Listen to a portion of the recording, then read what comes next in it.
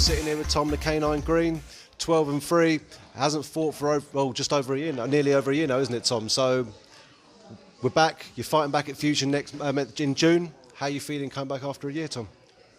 I'm feeling great. I really am. I mean, like, I've just been enjoying my training, learning new things, improving. I say this in all of my interviews. I am a martial artist. I do not stop training. I'm always improving, because that's what makes you a martial artist, improving.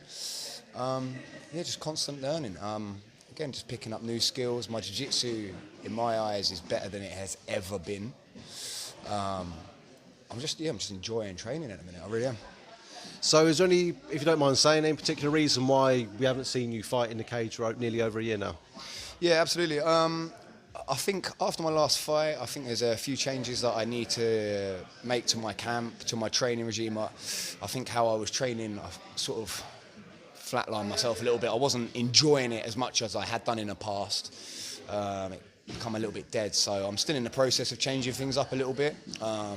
This is almost a fight to sort of see how that's going a little bit.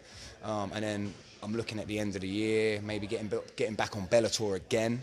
And by that time, hopefully everything's in place and I can get a good shot in Bellator. And I'm hoping the year after that, that'll be the year when you will really see me at my peak. Well, that's the question I wanted to ask you. Obviously, we were waiting to hear for a Bellator announcement for you coming up soon. No disrespect to Fusion Fighting, great fighters there, great up and coming. Like, I've watched a few Bellator fighters and myself, and I believe a lot of these Fusion guys are good enough to compete in there as well.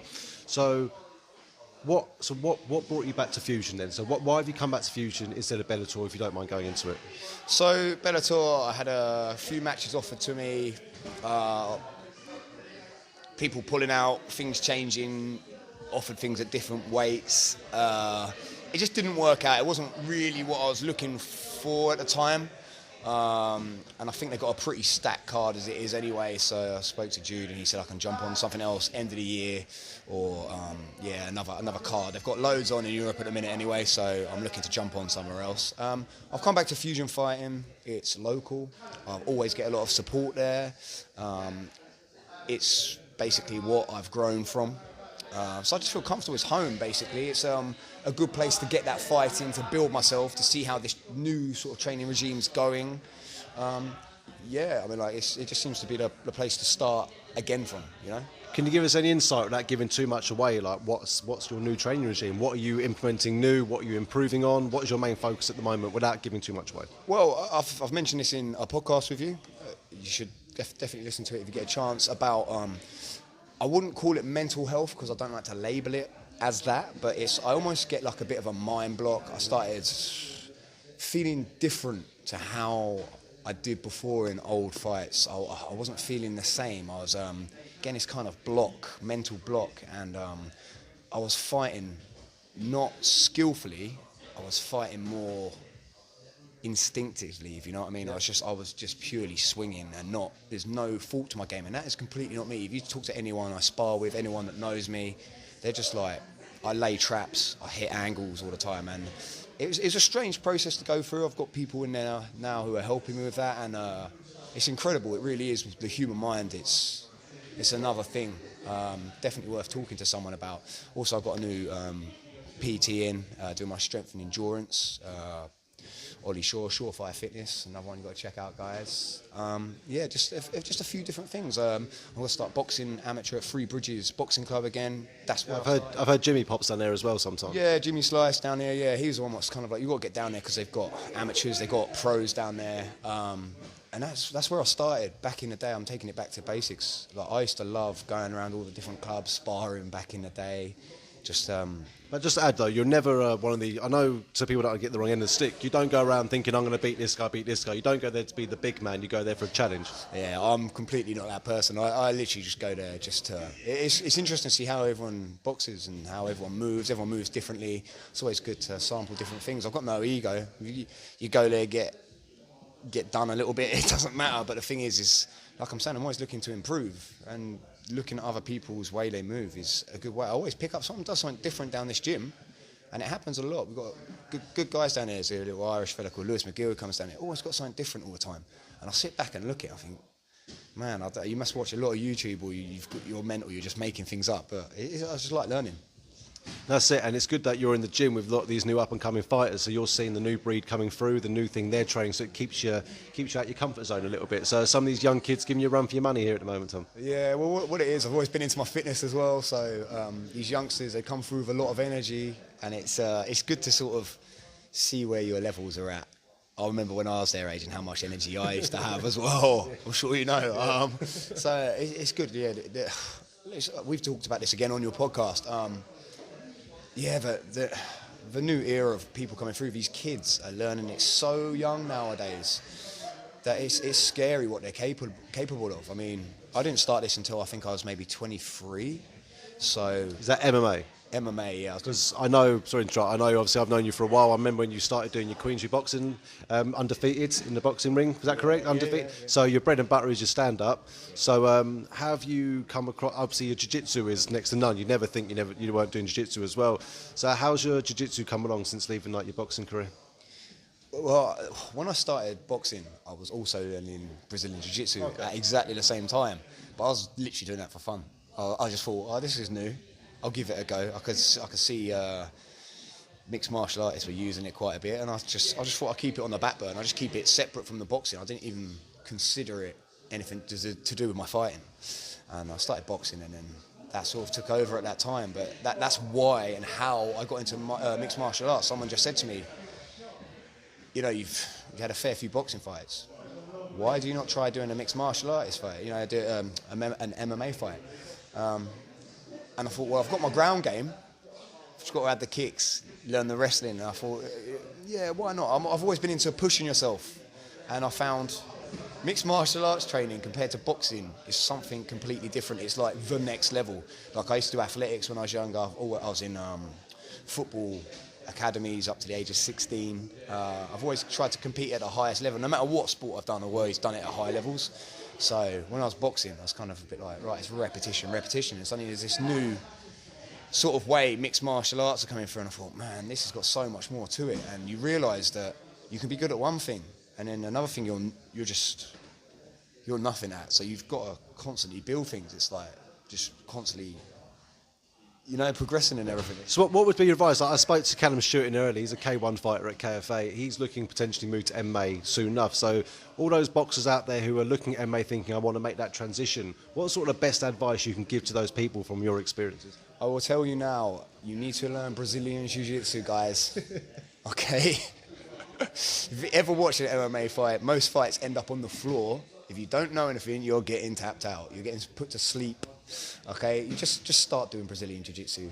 For God's sake, I mean, like if you're over in America, all my American guys, all my mates, they'll be going, learn wrestling. Yeah, you can learn wrestling as well, but I'm telling you now, them wrestlers do get tapped out. Okay, so learn Brazilian Jiu-Jitsu. It's good for you. And yeah, exactly. Words of wisdom there. Okay. Talking about your training partners, I know you've trained at KFA. All your MMA career has been predominantly at KFA. Yeah. Okay, so I know you ventured out into the States and done some training out there as well. Can you give us a bit of background on some of the guys you trained with there and the experience you had and differences going over there compared to the UK? So I got sent out to Black House. I'm signed to an agency called Epoch. I got sent to LA to train at the Black House gym. Kenny Bolt Wrestling, all the guys out there. Kenny's, you know, he's trained for the Olympics. Yeah, his wrestling is like next to no. He's the top guy, basically. He knows his stuff. And he's a great character as well. Fantastic guy. It's quite nerve-wracking when you go somewhere else, but if you've ever met Kenny, you'll realise straight away that he is just one of the most entertaining and funny guys to be around. It just made me feel so comfortable out there. And yeah, so I went out there, and the things that first crossed my mind were, man, these guys are going to be on a different level. I'm going to get my arse handed to me. And I went out there, and the first day I went out there was sparring. And I was like, oh, Jesus, man, this is not going to be fun on my first day. And I remember I went in there, they do a couple of 5-minute warm-up rounds. First thing I realised, every single person in there wants to make it. Every single person in there, they've got this desire to want to succeed. That's the main difference, I think.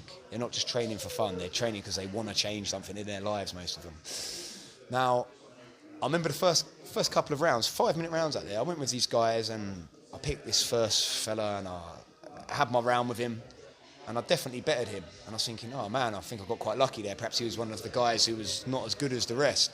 I went with someone else and definitely bettered that person as well. And then I got put in the cage against Alan Joban, who's and I don't know. He's one of their main fighters out in Blackhouse. Lovely guy again. Doesn't Ortega fight out there? Yeah, Brian Ortega's out there as well. They've got Tony Ferguson out there. They've got Anderson Silva, Nogueira brothers are out there. They've got everyone basically. It's a great gym. But I went against Joe Ban, and like he'll tell you, he was like, "Oh man, you're a really good boxer."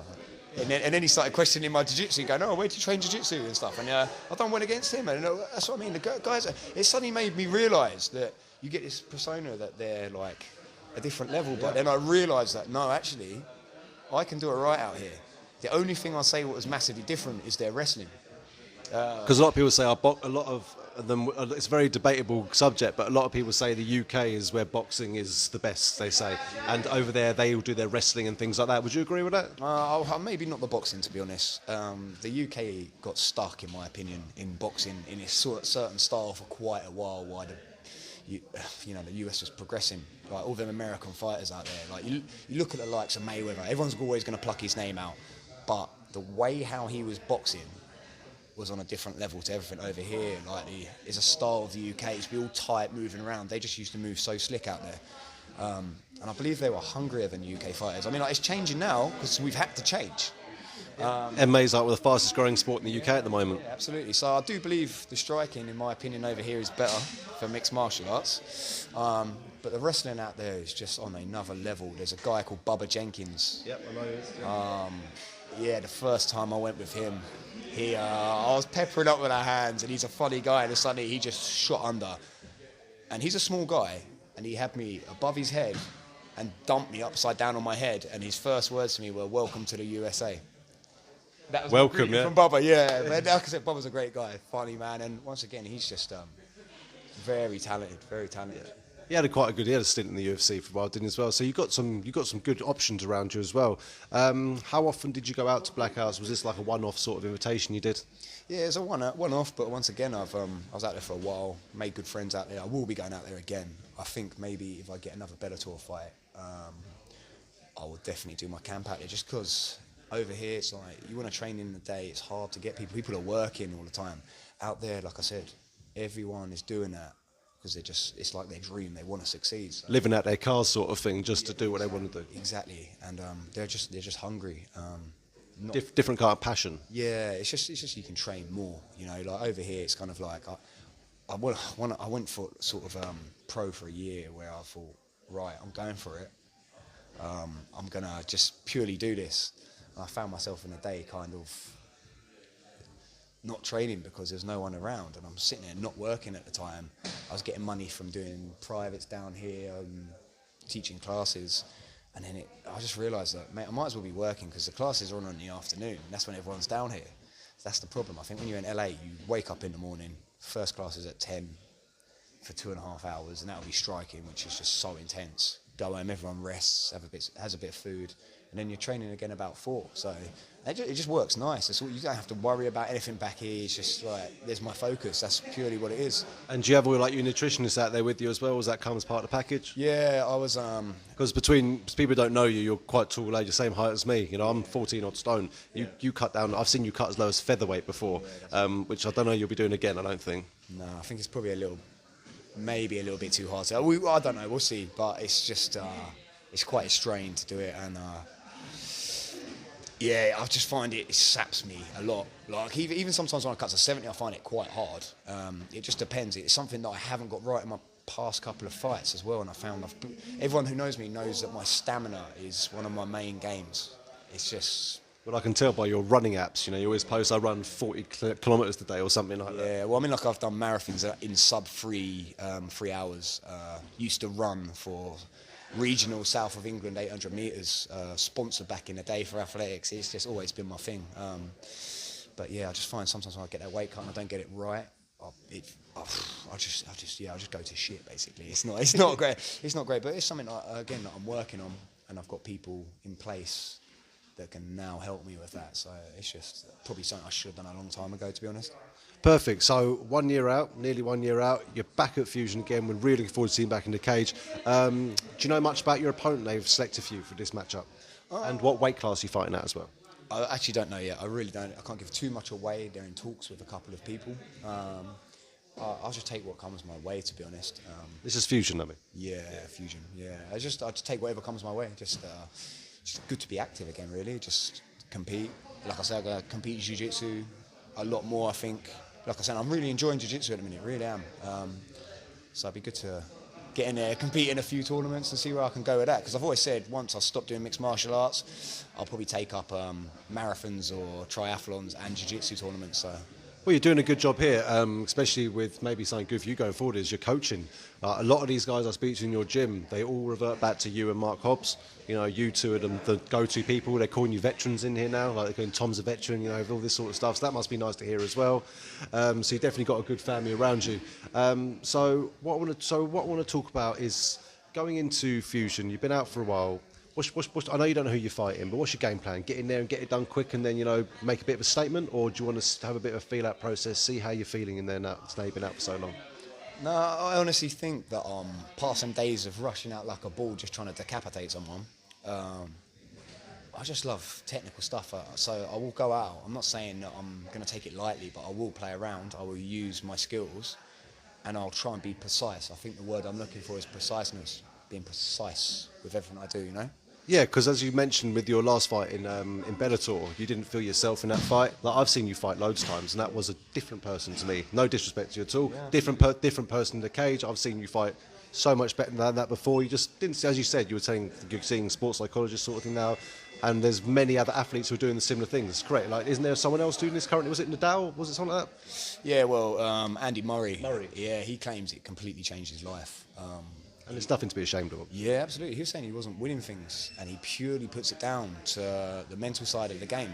And as soon as he took on his sort of coaching, he said it completely changed his life to the point where he started winning from that point on. And he's wrote in his book, you read his autobiography, everything. They all say the same thing.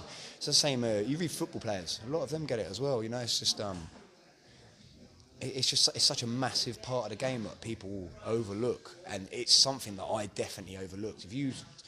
If you said to me you were one of them guys who got maybe a bit of anxiety before a fight, if you said that to me 2 years ago, I'd have laughed at you. I was that guy who was a prick who would have been like, yeah? Nah, it hits you suddenly. It's strange. It's such a strange thing, but once again, being a martial artist, you deal with it, you learn. What was it like then, walking down that, obviously a big step up in competition, walking down that Bellator ramp, you know, with all the smoke everywhere, it's like being a WE or something, all your music playing behind you. How did you feel making that walk? Sorry to go back in time there. No, cool, it's awesome. The thing for me, I've grown up around Wembley, I've been to music, concerts there, loads of things there. Great venue. It was awesome to be coming from the other side of the curtain, because I think the last time I was there, I watched Jay-Z. And I just remember thinking, man, Jay-Z's been standing in this position before. I thought, that's fucking cool. Other people are usually thinking someone else before they go have a fight. You're thinking, this is me chill. Jay-Z was there, quality. Yeah, that's literally what I was thinking as I was walking out, which is quite embarrassing, but yeah. Was Jay-Z your walkout tune at all? No, I've got the Arctic Monkeys, like to keep it a bit British, to be honest. A lot of guys come out of all this kind of rap or change it up every time. I'm about representing my country, representing Great Britain, so... Perfect, mate. And here's a quick question for you. I've asked everyone this already. Nicknames, K9. We know what a K9 is, but where did it come from? Who gave you that nickname? I get asked this so often, man. So there used to be a programme back in the day called The Contender, hosted by Sugar Ray Leonard. Yep. Used to get a selection of boxers, almost like Big Brother. They used to put them in a reality TV house, and they used to have to... Wasn't that Stallone's thing as well? I think it changed to him maybe. Oh, okay, yeah. But it was actually, yeah, true. And there used to be a guy on it back in the day called Cornelius K9 Bundridge, and he still boxes now. And at the time, I was probably about 15, and me and my mates were boxing up the gym. We didn't know how to box. We just putting on gloves as a laugh, and I was just almost replicating how he walked forwards and throw these massive left hooks. And my mates were like, "Whoa, you think you're the K9?" You know, so it just sort of stuck. And then the first fight I ever had, everyone remembered that, and they were like, "Oh, look, it's the K9." And I remember it was hilarious because I was sort of boxing. I didn't even think about the name K9. I could hear them all from across the room going, oh, K9, K9. And it actually made me laugh in the middle of my first ever boxing fight, which only lasted 45 seconds. But yeah. Obviously a win, let's just put that out there. It's a win, by the way. Yeah. So that's where that name come from, Cornelius K9 Bundridge. Messaged him on Twitter a while back, and he thought it was quite cool. So yeah, it's good. It's not one you hear a lot. It's not like a pit bull or something like that, which you hear a lot of that. It's a different one, isn't it? Sort of thing. Well, that's literally where it come from. Purely just from watching The Contender back in the day. So. Absolutely quality. So obviously next fighting June, Fusion 30. Going to be a great fight. It's going to be great to see you back in the cage. And obviously at Fusion you're a bit of a celebrity as well. You're their former. Are you still their current champion? What happened with that title you hold? Featherweight. No one stepped up. No one stepped up for the featherweight title. Well, you're here, featherweight title shot. Tom's available for it. I'm sure he doesn't want to cut down a featherweight, but if you're up for it, I'm sure he'll cut down a bit, cut through in the drive-thrus in the morning. You know what I mean, sort of thing. So, just want to ask a couple more things. So let's say when you win this fight and go through your opponent, is it anyone? Let's say Bellator might give you the call. Is there anyone in particular? I know we've had this conversation before, but is there anyone in particular you really like to be faced upon in Bellator? Where's this going? Where's this going exactly? Is this going to go on Twitter? You can go anywhere you want to. Dylan Dennis, you little bitch. Yeah? Stop pretending you're something that you're not. Yeah? You're stale jiu-jitsu. You're dead, mate. Yeah? Come and fight someone who's got a bit about them. All right? I've got a loss on my Bellator record. What have you got to lose with that? Okay? I'll be the underdog. You can be top dog, mate. Yeah? Okay? We'll see what you've really got. I reckon I've got the ability to tap him out, yeah, and we're not even going to talk about the stand-up. He comes out thinking he's McGregor. Someone needs to take him back to basics and just put him in a boxing gym and just get him working his feet. It was embarrassing watching him last time. That's what I want, okay? So there you are, Dylan Dennis, if you're listening. Tom's sitting here, be a great fight for you, 12-3, you know, on his rec, 12 pro fight wins. I said he's sitting on about 4 himself, isn't he, at the moment? So I personally think that'd be a great matchup to see. And it's actually a great matchup for him, to be honest with you, Tom. Absolutely, and another thing that annoys me about him, how come you get all this free Supreme stuff? It annoys me. Supreme, okay, you can be tagged in this as well. Stop giving him stuff. Stop giving him his free shit. I'll go on your website all the time, got the box. Stop giving him free shit. Yeah, take that shit off of him, yeah? Idiot. So no love lost there then. Have you two ever crossed paths before, or is it just all social networking? Nah, just social networking. I haven't really started winding him up, to be honest. I know I could get the fight if I wanted to just by hitting up social media. But like I said, I'm the perfect opponent for him. He's a higher weight class than me as well. Why would you not take that fight? There you have it, straight from Tom's mouth. You have it here. So Tom, finally, what I want you to do is, because I know last time we had a shout out for sponsors, and I think you might have missed one. So let's have a full shout out to the sponsors now. Let's start with the sponsors. Shout out to any of your sponsors, Tom. Alex Whitman. Just want to say it got cut last time. Look, listen, man. He does all my physio work. Guys around, he scrints it around the south of England. You have to go to this guy, okay? From a professional's perspective, yeah? Okay, elite physical rehab.